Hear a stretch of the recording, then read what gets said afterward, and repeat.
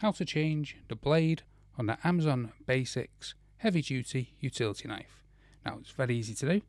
See this button here, just press it forward and that will open up the actual utility knife itself. Open up the body like that, and here is the knife. You want to pop out. Do wear some safety gloves, because I will say this utility knife is a little fiddly.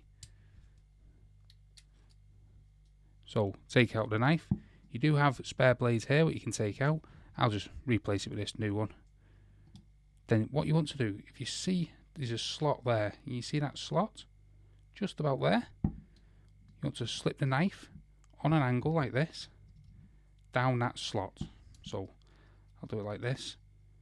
So it's like that. You see that? So it's on an angle, and then you want to line up, once it's on an angle like that, the two holes. Then you drop it down, and the knife will be behind that slot there. See it? Then you want to close the mechanism, and then you'll be able to use your utility knife with no problems. So hopefully that helps you out. If it does, smash the like, smash the subscribe,